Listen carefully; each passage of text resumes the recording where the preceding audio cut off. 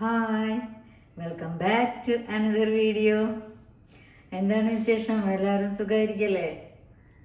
പിന്നെ ഇന്ന് നമുക്ക് ഒരു നാളികേര ചമ്മന്തി ഉണ്ടാക്കാം. വീഡിയോയിലേക്ക് പോകുന്നതിന് മുന്നേ ആദ്യം തന്നെ എൻ്റെ ചാനലൊന്ന് സബ്സ്ക്രൈബ് ചെയ്യണേ. ആദ്യമായിട്ട് വീഡിയോസ് കാണുന്നവർ എൻ്റെ മുന്നത്തെ വീഡിയോസൊക്കെ ഒന്ന് എടുത്ത് നോക്കണം. പിന്നെ സബ്സ്ക്രൈബ് ചെയ്യണം, ലൈക്ക് ചെയ്യണം, ഷെയർ ചെയ്യണം, കമൻസും ഇടണം കേട്ടോ. അപ്പോൾ ഞാനിന്നിവിടെ ഉണ്ടാക്കുന്നത് നല്ലൊരു നാളികേര ചമ്മന്തിയാണ് കേട്ടോ. അപ്പോൾ നാളികേര ചമ്മന്തി നമ്മൾ പല വിധത്തിലുണ്ടാക്കും ഇല്ലേ? ഓരോരുത്തരുടെ ഇഷ്ടത്തിനനുസരിച്ച് പല രീതിയിലാണ് ചമ്മന്തികൾ ഉണ്ടാക്കുന്നത്. അപ്പോൾ ഞാനിന്നിവിടെ ഉണ്ടാക്കുന്ന ഇതെങ്ങനെയാണ് ഞാൻ ഉണ്ടാക്കുക എന്നുള്ളത് കാണിച്ചു തരാം കേട്ടോ. ഞാനും അത് 2-3 തരത്തിലൊക്കെ ഉണ്ടാക്കും, എപ്പോഴും ഒരുപോലെയല്ല ഉണ്ടാക്കുക. അപ്പോൾ ഇന്ന് ഞാൻ ദോശയിലേക്ക് ഉണ്ടാക്കുന്ന നാളികേര ചമ്മന്തി എങ്ങനെയാണ് എന്ന് നിങ്ങൾക്ക് കാണിച്ചു തരാം. അപ്പോൾ അതിനായിട്ട് ഞാനിവിടെ എടുത്തിരിക്കുന്ന കുറച്ച് നാളികേരം, നമുക്ക് എത്ര ആൾക്ക് വേണം ചമ്മന്തി ഉണ്ടെന്നെങ്കിൽ അതിനനുസരിച്ചുള്ള നാളികേരം എടുക്കുക. ഞാനിപ്പോൾ ഇവിടെ ഒരു നാളികേരത്തിൻ്റെ 1/4 ഭാഗമേ എടുത്തിട്ടുള്ളൂ. പിന്നെ അതിലേക്ക് ഒരു 2 വെളുത്തുള്ളി ആണ് വേണ്ടത്. 2 വെളുത്തുള്ളി, പിന്നെ ഒരു 3 ചുവന്നുള്ളി. ഇത് കുറച്ച് വലുതായതുകൊണ്ടാണ് ഞാൻ കട്ട് ചെയ്തിട്ടിരിക്കുന്നത്, അറിയാനും എളുപ്പത്തിന്. ഇത് കുറച്ച് ആവശ്യത്തിനുള്ള ഉപ്പും കൂടി ഇട്ടിട്ട് അരച്ചെടുക്കുക. പിന്നെ ഇതിൽ വേറൊരു സ്പെഷ്യൽ സാധനം കൂടി ആഡ് ചെയ്യുന്നുണ്ട്, അതെന്താണെന്ന് പിന്നീട് കാണിക്കാം.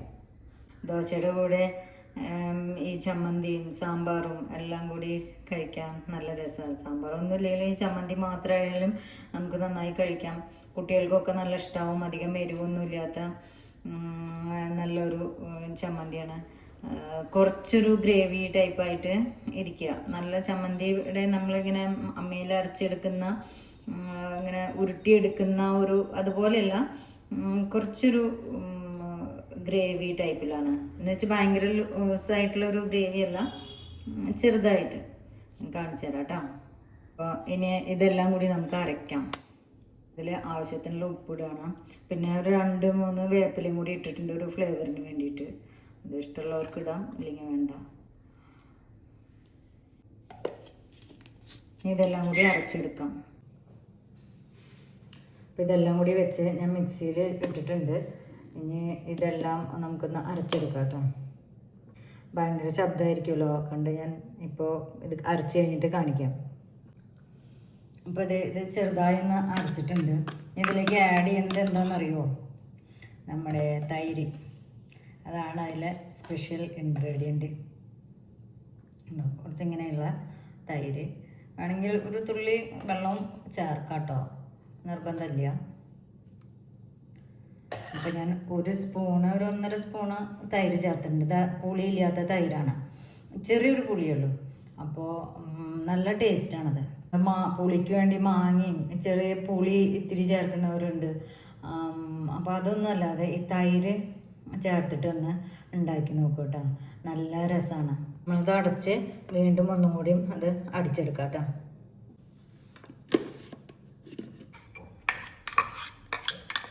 തൈര് ചേർത്തുണ്ടാക്കിയാലേ നല്ല രസമാണ്. അപ്പോൾ കണ്ടോ, നമ്മുടെ ചമ്മന്തി ഇവിടെ റെഡിയാണ്. നല്ല ടേസ്റ്റാണ്. ഡെക്കറേറ്റ് ചെയ്യാൻ ഒരു ഇല കൂടി വെച്ച് ഭംഗിയില്ലേ അപ്പോൾ കാണാൻ. ഇത് കൂട്ടി ദോശ കഴിക്കുമ്പോഴേ നല്ല രസമാണ്. സാധാരണ നമ്മൾ ഈ മാങ്ങയോ അല്ലെങ്കിൽ സാധാ പുളിയോ ഒക്കെ ചേർത്തിട്ടാവും ഉണ്ടാക്കുക. ഇതല്ല, ഈ തൈര് ചേർത്തുണ്ടാക്കിയാൽ ഭയങ്കര ടേസ്റ്റാണ്. അപ്പോൾ കുട്ടികൾക്കാണെങ്കിലും വലിയവർക്കാണെങ്കിലും ഒരുപോലെ നന്നായി ഇഷ്ടമാവും. ദോശയിലേക്ക് സൂപ്പറാണ്. അതുപോലെ നമ്മുടെ ഗീ റൈസ്, ബിരിയാണി, അതിലേക്കെല്ലാം ഈ ചമ്മന്തി ഇങ്ങനെ ഉണ്ടാക്കി കഴിക്കണേ നല്ല കേട്ടോ. അപ്പോൾ ഇങ്ങനെ ചെയ്യാത്തവർ ഇങ്ങനെ ഒന്ന് ഉണ്ടാക്കി നോക്കണേ. അപ്പോൾ ഉണ്ടാക്കിയിട്ട് എല്ലാവരും കമൻസൊക്കെ അറിയിക്കുക. അപ്പോൾ എൻ്റെ ചാനൽ സബ്സ്ക്രൈബ് ചെയ്യാൻ മറക്കരുത്. സബ്സ്ക്രൈബ് ചെയ്യണം, ലൈക്ക് ചെയ്യണം, ഷെയർ ചെയ്യണം, കമൻസ് ഇടണം കേട്ടോ. അതപ്പോൾ ദോശ, സാമ്പാർ ഒഴിച്ചു.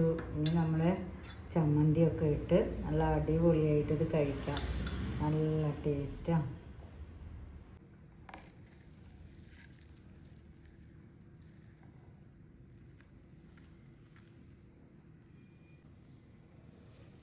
അപ്പോൾ എല്ലാവരും അങ്ങനെയൊക്കെ ഒന്ന് ഉണ്ടാക്കി നോക്കി കഴിക്കണം കേട്ടോ.